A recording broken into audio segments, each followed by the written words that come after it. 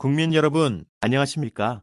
여기는 대한민국 대표 정치 전문 플랫폼 한국정치TV입니다. 더불어민주당은 1월 21일 이재명 대표가 성남시장 시절에 화천대유 대주주인 김만배 씨 목세대장동 지분 절반을 제공받는 방안을 보고받고 승인했다는 의혹에 대해 차라리 이 대표가 외계인이라고 주장하라. 그것이 더 그럴싸할 것이라고 했습니다.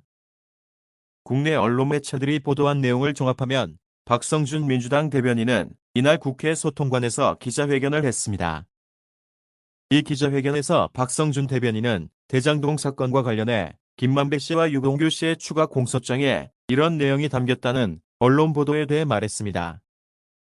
그러면서 박성준 대변인은 사실무근이라는 말로 표현이 부족할 만큼 터무니없는 중상모략이라고 했습니다.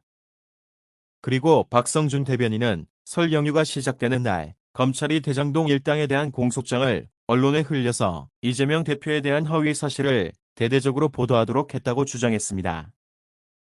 또한 검찰의 천인공노의 언론 플레이와 허위 주장과 왜곡으로 점철된 검찰의 주장을 강력하게 규탄한다고 했습니다.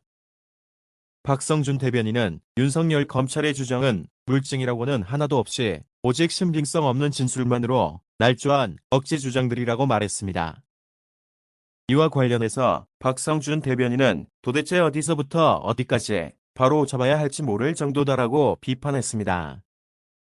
그리고 학생위는 다반주라면 모두 빨간 색연필로 오랍 처리해야 할 수준이라고 했습니다.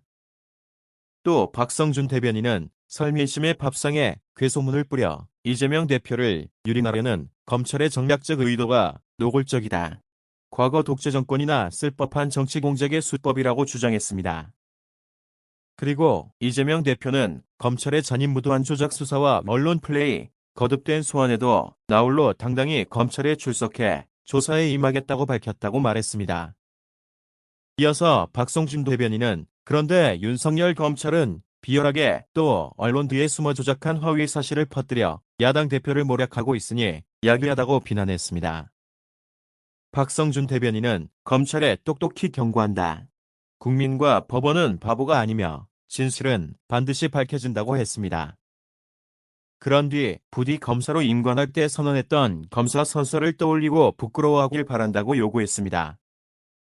한편 검찰은 최근 김만배 씨 등 5명을 이해충 돌방지법 위반 혐의로 추가 기소했습니다. 그런데 법무부가 국회에 제출한 총 57쪽짜리 공소장에 이와 같은 의혹들이 적시됐습니다. 이 공소장에는 이재명 대표가 144차례 언급되어 있습니다. 또한 이재명 대표가 지시했다는 표현과 승인했다는 표현은 10차례 이상 등장했습니다. 지금까지 대한민국 대표 정치 전문 플랫폼 한국정치TV였습니다.